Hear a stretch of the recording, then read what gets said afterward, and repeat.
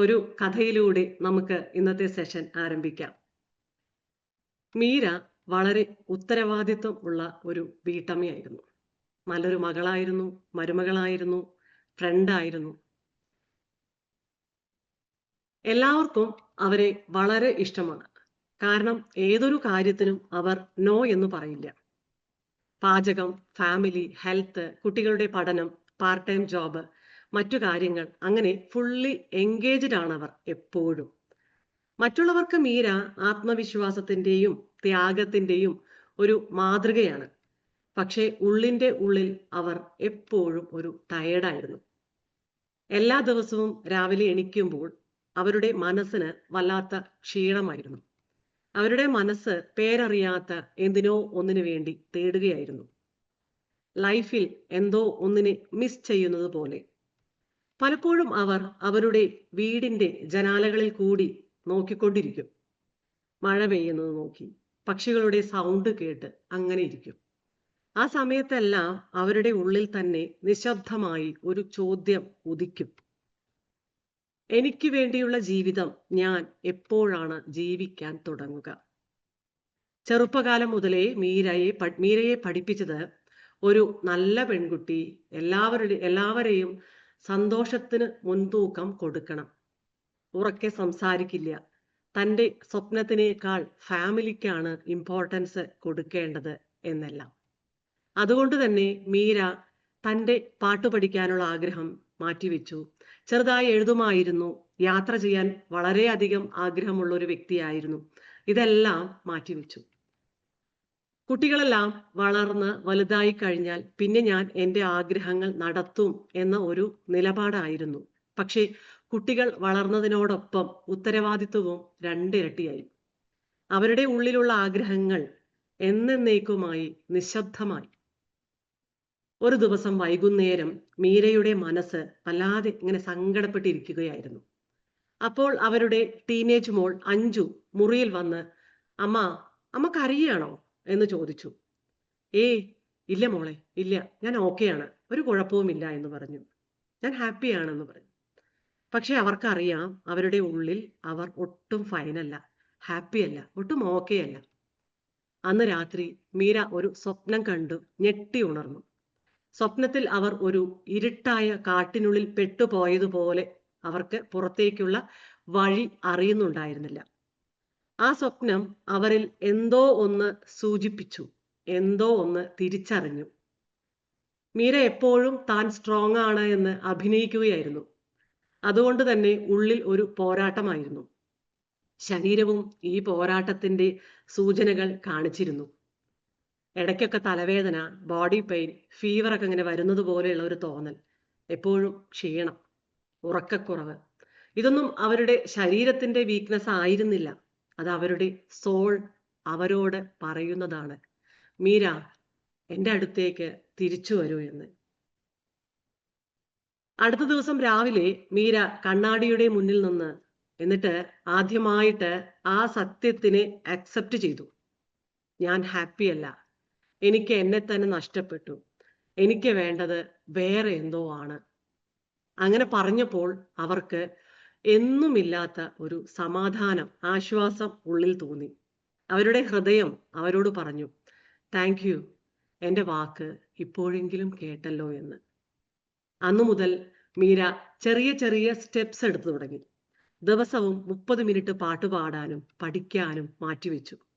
Music അവർക്ക് വളരെ പ്രിയപ്പെട്ട ഒന്നായിരുന്നു.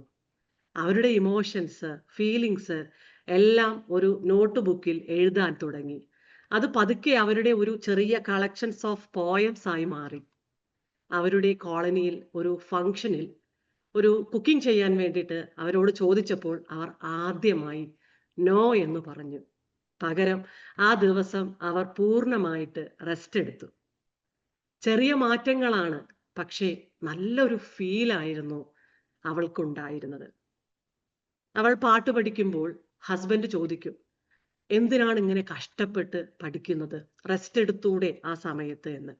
അപ്പോൾ മീര പറയും, ഇത് തന്നെയാണ് എൻ്റെ റെസ്റ്റ്, ഇങ്ങനെയാണ് എനിക്ക് റെസ്റ്റ് വേണ്ടത് എന്ന്. ഒരു ദിവസം മോൾ വന്ന് മീരയോട് പറഞ്ഞു, അമ്മ പാട്ട് പാടുന്ന സമയത്ത് ഈ വീട് തന്നെ ഒരു പോസിറ്റീവ് എനർജി ഉണ്ട് കേട്ടോ. ലൈവ്ലി ആയി ഫീൽ ആകുന്നു. വീട്ടിൽ സന്തോഷം നിറഞ്ഞു നിൽക്കുന്നത് പോലെ ഫീൽ ആകുന്നുണ്ട്. മീര ആ സത്യം ആക്സെപ്റ്റ് ചെയ്തു, തിരിച്ചറിഞ്ഞു. കുട്ടികൾക്ക് പാട്ട് ക്ലാസ് എടുക്കാനും തുടങ്ങി. പൈസയെക്കാട്ടിലും അവൾക്ക് ഒരു പർപ്പസ് എന്ന ഫീൽ ഉണ്ടായി. മീര മനസ്സിലാക്കിയത് നമ്മുടെ കൾച്ചർ, ഫാമിലി നമ്മളോട് പറയുന്നത് ഒരു ഗുഡ് വുമൺ എപ്പോഴും സാക്രിഫൈസ് ചെയ്യാൻ റെഡി ആവണം എന്നായിരിക്കാം. പക്ഷേ അവരുടെ ട്രൂ നേച്ചർ അവരോട് പറയുന്നത് be a whole woman by honouring your truth. അവരുടെ ഹൃദയത്തോട് ഒത്തുചേർന്ന് അലൈൻഡായി ഇന്റഗ്രിറ്റിയോട് ജീവിക്കുമ്പോൾ അവർക്ക് കൂടുതൽ സ്നേഹമാണ് തോന്നുന്നത്, കൂടുതൽ പീസ്ഫുൾ ആൻഡ് ലൈവ്ലി ആണ് ഫീൽ ആകുന്നത്. പല സ്ഥലത്ത് സാഹചര്യങ്ങളിൽ അഭിനയിക്കുന്നത് നിർത്തി നമ്മുടെ സത്യത്തെ ബഹുമാനിക്കാൻ തുടങ്ങുമ്പോൾ നമ്മൾ സ്വയം ഹീൽ ചെയ്യുക മാത്രമല്ല, മറ്റുള്ളവർക്ക് സന്തോഷവും സ്നേഹവും കൂടുതൽ കൊടുക്കുകയാണ് നമ്മൾ ചെയ്യുന്നത്. മീര ഇവിടെ കുട്ടികൾക്ക് പറഞ്ഞു കൊടുത്ത പാഠം, നിങ്ങൾക്ക് ഈ ലോകത്ത് നൽകാൻ കഴിയുന്ന ഏറ്റവും വലിയ സമ്മാനം പൂർണ്ണമായും നിങ്ങൾ നിങ്ങളായിരിക്കുക എന്നതാണ്. ഇവിടെ മീര മാത്രമല്ല, മീര എന്ന പേര് മാത്രമേ ഉള്ളൂ. ഇതിനു പകരം ഒരു പുരുഷനും ആവാം. നമ്മളിൽ പലരും വ്യത്യസ്ത ജീവിതമാണ് ജീവിക്കുന്നത്, വ്യത്യസ്ത മുഖങ്ങൾ. പുറത്ത് മറ്റുള്ളവരുടെ മുന്നിൽ ഒരു മുഖം, പക്ഷെ നമ്മുടെ ഉള്ളിൽ തികച്ചും ചിലപ്പോൾ വേറെ ഒരു മുഖമായിരിക്കും. ഐ എം ഫൈൻ എന്ന് പറയുമ്പോൾ ഉള്ളിൽ നമ്മൾ ചിലപ്പോൾ ടയേർഡായിരിക്കും. നമുക്ക് നമ്മൾ തന്നെ പെയിനെയും ഫ്രസ്ട്രേഷനെയും ചുമക്കുകയായിരിക്കും. അങ്ങനെ കുറച്ചു കുറച്ചായി നമ്മുടെ ആ ഒരു ട്രൂ സെൽഫിൽ നിന്നും തന്നെ അകന്നകന്ന് പോവുകയാണ്. ചില സമയം എത്ര സക്സസ് വന്നെത്തിയാലും സമ്പത്ത് വന്നാലും ആ കുറവ് നികത്താനാവില്ല. ഇന്ന് നമ്മൾ ഇവിടെ നോക്കാൻ പോകുന്നത് ആ ഒരു healing path, inner happiness, by living a life in alignment to true inner nature. Living aligned. Living aligned means your inner world and outer actions match. അതായത് നമ്മുടെ ചിന്തകളും ഭാവങ്ങളും വാക്കുകളും പ്രവർത്തനങ്ങളും എല്ലാം നമ്മുടെ ഇന്നർ സെൽഫുമായി പെർഫെക്റ്റ് ഹാർമണിയിൽ ഇരിക്കുക, ഒരേപോലെ ഇരിക്കുക ഇന്നർ സെൽഫുമായി. ഇത് തന്നെയാണ് integrity, the state of being whole, undivided and true to your values. Living അലൈൻഡും ഇന്റഗ്രിറ്റിയും തമ്മിൽ എന്താണ് ഡിഫറൻസ്? ലിവിങ് അലൈൻഡ് എന്നാൽ നമ്മുടെ ആ ഒരു ഇന്നർ ട്രൂത്തിനെ കേൾക്കുക, മനസ്സിലാക്കുക, ആക്സെപ്റ്റ് ചെയ്യുക. ഇന്റഗ്രിറ്റി എന്ന് പറയുമ്പോൾ ആ മനസ്സിലാക്കിയ കാര്യത്തിനോട് ചേർന്ന് പ്രവർത്തിക്കുക. നമ്മുടെ ലൈഫ് കംപ്ലീറ്റ്ലി അലൈൻഡ് ആണെങ്കിൽ ഹോണസ്റ്റി, സെൽഫ് ഡിസിപ്ലിൻ ഒന്നും ഫോഴ്സിബിളി പ്രാക്ടീസ് ചെയ്യേണ്ട ആവശ്യമില്ല. തന്നെ ഒരു ഒഴുക്ക് പോലെ വന്നോളും. പുറത്തെ ലോകം നമ്മിൽ നിന്നും പ്രതീക്ഷിക്കുന്ന രൂപമല്ല, നമ്മുടെ ഉള്ളിൽ എന്താണോ അത് തന്നെ. നമ്മൾ അലൈൻഡ് അല്ല എന്നതിൻ്റെ സിംറ്റംസ് എന്തൊക്കെയാണ് എന്ന് നമുക്ക് നോക്കാം. ഒരു വ്യക്തതയില്ലാത്ത ഒരു ജീവിതയാത്ര പോലെയുള്ള ഒരു ഫീല്, ഒരു ഫിനിഷ് ലൈൻ ഇല്ലാത്ത റേസ് പോലെ. ഒരു പ്രശ്നവുമില്ല, എല്ലാം ഓക്കെയാണ്, പക്ഷെ ഒരു ആൻസൈറ്റി, ഒരു ദുഃഖഭാവം, എന്താണെന്നറിയാത്ത ഒരു ക്ഷീണം, ശരീരവേദന ഉണ്ടാവുക. അത് നമ്മുടെ സോളിന്റെ കരച്ചിലാണ്. നമ്മളെ ഒരുപാട് സ്നേഹിക്കുന്നവർ നമ്മുടെ ചുറ്റിലും ഉണ്ടെങ്കിലും ഒരു ഒറ്റപ്പെട്ട ഫീലിംഗ്. വിജയങ്ങൾ വന്നെത്തിയാലും ഒരു പൂർണ്ണതയില്ലാത്തതുപോലെ. വേണ്ടാത്ത ഫീലിങ്സിലേക്ക് ശ്രദ്ധിക്കുന്നു, over eating, over working, endless mobile scrolling, ഇതെല്ലാം ഒരു രക്ഷപ്പെടൽ മാത്രമാണ്. ഈ പറഞ്ഞ സൂചനകൾ എല്ലാം നമ്മൾ തകർന്നു പോയി എന്നല്ല, നമ്മുടെ സോൾ നമ്മളെ തിരിച്ചു വിളിക്കുന്നു എന്നതാണ്. The wound is the place where light enters you. റൂമി പറയുന്നതാണ്, റൂമി പറഞ്ഞ വാക്കുകളാണ്. നമ്മുടെ വേദനകളിൽ കൂടിയാണ് ആ ഹീലിംഗിന്റെ ലൈറ്റ് നമ്മുടെ അകത്ത് കടക്കുന്നത്. വേദനകൾ നമ്മൾ തകർന്നു എന്നതിന്റെ സൂചനയല്ല, നമുക്ക് കിട്ടുന്ന വിസ്ഡമാണ്. നമ്മുടെ സഫറിങ് ഒരു പണിഷ്മെന്റ് അല്ല, നമുക്ക് വരുന്ന വേദനകൾ ഒരു പണിഷ്മെന്റ് അല്ല. നമ്മുടെ ഇന്നർ കോമ്പസ് നമ്മുടെ അടുത്ത് പറയുകയാണ്, my dear, you are walking the wrong way, come back to yourself. നീ എൻ്റെ അടുത്തേക്ക് വരൂ, നീ പോകുന്ന വഴി തെറ്റാണ്, യഥാർത്ഥ നിന്റെ അടുത്തേക്ക് നീ തിരിച്ചു വരൂ. എങ്ങനെയാണ് നമ്മൾ ജീവിതത്തിൽ ആ അലൈൻമെന്റ് കൊണ്ടുവരിക? ചിലരുണ്ട്, ചോദിച്ചാൽ ഞാൻ ഹാപ്പിയാണെന്ന് പറയും, പക്ഷെ സത്യത്തിൽ ആയിരിക്കില്ല. മീര ചെയ്തതുപോലെ സത്യം അക്സെപ്റ്റ് ചെയ്യുക. അത് ചെയ്യുമ്പോൾ തന്നെ ഒരു പീസ്ഫുൾ ഫീലിംഗ് കിട്ടും. എനിക്ക് നല്ലൊരു ഫീൽ ഇല്ല എന്ന് മനസ്സിൽ തോന്നുന്നുവെങ്കിൽ അത് അക്സെപ്റ്റ് ചെയ്യുക. എന്താണ് എനിക്ക് ചെയ്യേണ്ടത് അറിയുന്നില്ല എന്നെങ്കിൽ അത് നമ്മൾ സമ്മതിക്കാം. എനിക്ക് ഹെൽപ്പ് വേണം എന്നുണ്ടെങ്കിൽ സ്വയം അംഗീകരിക്കുക. കൂടുതൽ പണം സമ്പാദിച്ചാൽ, കൂടുതൽ അട്രാക്റ്റീവ് ആയാൽ, കൂടുതൽ പേര് നമ്മൾ സമ്പാദിച്ചാൽ എല്ലാം ശരിയാകുമോ? നമുക്ക് എല്ലാവർക്കും അറിയാം, ഒരിക്കലുമില്ല.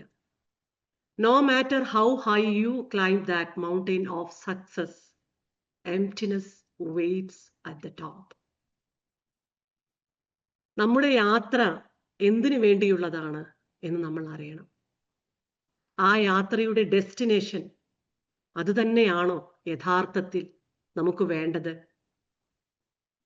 നമ്മുടെ ഹൃദയം ആഗ്രഹിക്കുന്നത് അതാണോ? നമ്മുടെ സന്തോഷം, പീസ്ഫുൾനെസ് ചോദിക്കണം നമ്മളോട്. അല്ലെങ്കിൽ എപ്പോഴും നമുക്ക് ഞാനിപ്പോൾ എവിടെയാണ്, ഞാൻ എങ്ങനെ ഇവിടെ എത്തി, ആർക്ക് വേണ്ടിയാണ് ഞാൻ ഈ ഓടുന്നത്, ആർക്ക് വേണ്ടിയാണ് ഞാൻ ഈ ജീവിക്കുന്നത് എന്ന തോന്നലെല്ലാം ഉണ്ടാകും. അത് ഒരു പൊട്ടിയ മൺപാത്രത്തിൽ വെള്ളം ഒഴിക്കുന്നത് പോലെയാവും. എത്ര വെള്ളം ഒഴിച്ചാലും കാണില്ല. ഇനി നമുക്ക് ഇതെങ്ങനെ കൊണ്ടുവരാം? വളരെ സിമ്പിളായി പ്രാക്ടീസ് ചെയ്യുന്ന സ്റ്റെപ്സ് നോക്കാം. നമ്മളോട് തന്നെ നമ്മൾ സത്യം പറയാം. ഞാൻ ഇപ്പോൾ ഉള്ള കോൺവെർസേഷൻ നല്ലതാണെങ്കിൽ, നമ്മൾ ഇപ്പോൾ സംസാരിക്കുന്ന കോൺവെർസേഷൻ നല്ലതാണെങ്കിൽ, നല്ലതല്ല എങ്കിൽ, എനിക്ക് ഒറ്റയ്ക്ക് ഇരിക്കാനാണ് ആഗ്രഹമെങ്കിൽ, ഇങ്ങനെ ചിന്തിക്കുന്നതിൽ തെറ്റൊന്നുമില്ല. മനസ്സ് എന്താണോ പറയുന്നത് അത് അംഗീകരിക്കുക. നമ്മുടെ ശരീരം വേണ്ട എന്ന് പറയുന്നതും ഓപ്പോസിറ്റായി റിയാക്ട് ചെയ്യുന്നതും അലൈൻഡ് അല്ല എന്നതിൻ്റെ സൂചനയാണ്. പീസ്ഫുൾ ആൻഡ് പ്ലസന്റ് ഫീലിംഗ് ആണ് ട്രൂ അലൈൻമെന്റ്. മറ്റുള്ളവരെ ഇംപ്രസ് ചെയ്യാൻ, അവരുടെ അപ്രൂവലിന് വേണ്ടി ഒന്നും നമ്മൾ ചെയ്യരുത്. ഒരു ചോദ്യം ചോദിച്ചാൽ മതി നമ്മളോട്, ഞാൻ ഇപ്പോൾ ചെയ്യുന്ന ഈ കാര്യം ആരും എന്നെ കാണുന്നില്ലെങ്കിലും ഞാൻ ചെയ്യുമോ? ഞാനിപ്പോൾ ചെയ്യുന്ന ഈ കാര്യം ആരും എന്നെ കാണുന്നില്ലെങ്കിലും ഞാനിത് ചെയ്യുമോ? ഈ ചോദ്യം ഇടയ്ക്ക് ചോദിക്കാം. നമ്മൾ നാച്ചുറലി എൻജോയ് ചെയ്യുന്ന കാര്യങ്ങൾ ശ്രദ്ധിക്കാം. Reading, painting, gardening, helping, music, silence, meditation.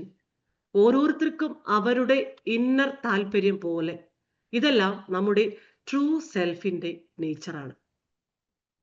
ഓരോന്നായി നമ്മൾ അതുപോലെ തന്നെ ഓരോന്നായി നമ്മൾ എൻജോയ് ചെയ്യാത്ത കാര്യങ്ങളെ, നമ്മൾ ഇഷ്ടപ്പെടാത്ത കാര്യങ്ങളെ ഉപേക്ഷിക്കുകയും വേണം. ഈവൺ അതൊരു ഫേക്ക് സ്മൈൽ ആയാൽ പോലും. Each release brings more freedom. നമുക്ക് ആവശ്യമില്ലാത്ത ഓരോന്നിനെയും ഒഴിവാക്കുമ്പോൾ അത് നമ്മൾ കൂടുതൽ സ്വാതന്ത്ര്യത്തിലേക്കാണ് നമ്മൾ നടക്കുന്നത്. ഇനി നമ്മൾ നോക്കാൻ പോകുന്നത് ഒരു ഡെയിലി ഇന്റഗ്രിറ്റി ചെക്ക് വർക്ക്ഷീറ്റാണ്. എല്ലാ ദിവസവും രാവിലെ ഒരു 3 മിനിറ്റ് മതി. അതുപോലെ ഉച്ചയ്ക്കും ഈവനിങ്ങും ഇത് കംപ്ലീറ്റ് ചെയ്യാൻ. ഇത് വളരെ ഹെൽപ്ഫുൾ ആയിരിക്കും, നമ്മളെ തന്നെ ട്രാക്ക് ചെയ്യാൻ സഹായിക്കും. രാവിലത്തെ ഷീറ്റിൽ നമ്മൾ 3 സത്യങ്ങളാണ് എഴുതുന്നത്. Number 1, how do I feel now? എനിക്കിപ്പോൾ എങ്ങനെയാണ് ഫീൽ ആകുന്നത്? ഒറ്റ വേർഡിൽ പറഞ്ഞാൽ മതി. ടയേർഡോ, ഹോപ്പ്ഫുള്ളോ, കാം, എന്ത് വേണമെങ്കിലും ആവാം.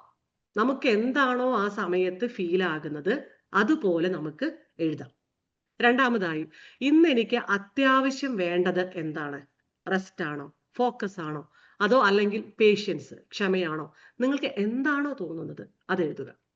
മൂന്നാമതായി, ഇന്നത്തെ ദിവസം മീനിങ് ഫുൾ ആകുവാൻ എന്താണ് ഞാൻ ചെയ്യേണ്ടത്? എത്ര ചെറിയ കാര്യം ആയാലും ഓക്കെയാണ്. ഒരു വാക്കിന് പോകുന്നതാവാം, ഫ്രണ്ടിനെ ഒന്ന് വിളിക്കുന്നതാവാം, കുറച്ച് ദിവസമായി നമ്മൾ കാർ വാഷ് ചെയ്യണം എന്ന് വിചാരിക്കുന്നുണ്ടാവും, അതാവാം. എത്ര ചെറിയ കാര്യമായാലും നമുക്ക് അത് എഴുതാം. ഡേ ടൈം ഷീറ്റിൽ ഒരു പോസ് ചെക്ക് മൂവ് ആണ്. അതായത് ഒന്ന് പോസ് ചെയ്ത് നമുക്കൊന്ന് ചിന്തിക്കാം, എന്നിട്ട് മുന്നോട്ട് പോകാം. നമ്പർ 1, ഞാൻ ഇപ്പോൾ ഇവിടെ അഭിനയിക്കുകയാണ്. ചിലപ്പോൾ അതൊരു ഫേക്ക് സ്മൈൽ ആകാം, അല്ലെങ്കിൽ നോ എന്ന് പറയേണ്ട സ്ഥലത്ത് യെസ് പറയുന്നതാവാം. എന്തായാലും നമ്മൾ ഈ സമയത്ത് അഭിനയിക്കുന്നുണ്ടോ? നോട്ട് ചെയ്യുക. ഇപ്പോൾ രണ്ടാമത്തത്, ഇപ്പോൾ ഞാൻ ഉള്ള സിറ്റുവേഷൻ ഭാരമായി തോന്നുന്നുണ്ടോ? എഴുതാം. അതുപോലെ തന്നെ മൂന്നാമത്തതായിട്ട്, ഇപ്പോൾ ഈ നിമിഷം ഞാൻ മനസ്സിലാക്കാനുള്ള, അക്സെപ്റ്റ് ചെയ്യാനുള്ള എന്തെങ്കിലും സത്യം ഉണ്ടോ? ഈ 3 കാര്യങ്ങളാണ് ഉച്ചയ്ക്ക് നമ്മൾ ചെയ്യേണ്ടത്. ഈവനിങ് സമയത്ത് നമ്മൾ ചെയ്യേണ്ട റിഫ്ലക്ഷൻ ഷീറ്റിൽ നമ്പർ 1, ഈ ദിവസം എപ്പോഴാണ് ഞാൻ വളരെ ലൈവ്ലി ആയി ഫീൽ ചെയ്തത്? രണ്ടാമതായി, ഞാൻ ഇന്ന് വേണ്ടാമായിരുന്നു എന്ന് ചിന്തിച്ച നിമിഷം, ഫേക്ക് ചെയ്ത നിമിഷം ഏതാണ്? എന്താണ്? മൂന്നാമതായി, നാളെ ഞാൻ എന്തായാലും പാലിക്കേണ്ട ഒരു സത്യം അതെന്താണ്?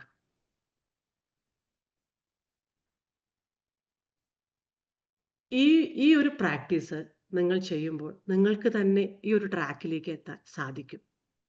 ഈ വർക്ക്ഷീറ്റ് സെറൻഡിപിറ്റി ഗ്രൂപ്പിൽ സെൻഡ് ചെയ്യാം. ഇതിനോടൊപ്പം തന്നെ ഏറ്റവും ഇമ്പോർട്ടൻ്റ് ആയി ട്രൂ സെൽഫിനോടൊപ്പം അലൈൻഡ് ആവുവാൻ നമ്മളെ ഏറ്റവും കൂടുതൽ സഹായിക്കുന്നു നമ്മുടെ മൈൻഡ് പ്ലസും ജേർണി വിത്തിൻ സെഷനും. ദിവസവും മൈൻഡ് പ്ലസ് അറ്റൻഡ് ചെയ്യുന്നതും ഇവിടെ പറയുന്ന കാര്യങ്ങൾ റിഫ്ലക്ട് ചെയ്ത് ആക്ഷൻ എടുക്കുകയും ജേർണി വിത്തിൻ പ്രാക്ടീസ് ചെയ്യുന്നതും വളരെ വളരെ ഹെൽപ്ഫുൾ ആയിരിക്കും. ഒരു ശാന്തതയും സമാധാനവുമുള്ള ജീവിതം ജീവിക്കാൻ നമ്മളെ സഹായിക്കും. ലിവിങ് ഇൻ അലൈൻമെന്റിന്റെ പർപ്പസ് സത്യസന്ധതയും പൂർണ്ണതയുമുള്ള ജീവിതമാണ്. നമ്മുടെ ചിന്തകളും ഫീലിങ്സും വാക്കുകളും പ്രവൃത്തികളും എല്ലാം ഒരുമിച്ച് ഒരുപോലെ ഒരു ഡയറക്ഷനിൽ യാത്ര ചെയ്യുകയാണെങ്കിൽ നമുക്ക് എപ്പോഴും പീസ്ഫുൾനെസ്സും ക്ലാരിറ്റിയും ഒരു ഡീപ്പ് സെൻസ് ഓഫ് ഒത്തൻറ്റിക് പർപ്പസുമാണ് ഉണ്ടാകുന്നത്. Thank you. ഇനി നമുക്ക് മെഡിറ്റേഷനിലേക്ക് പോകാം.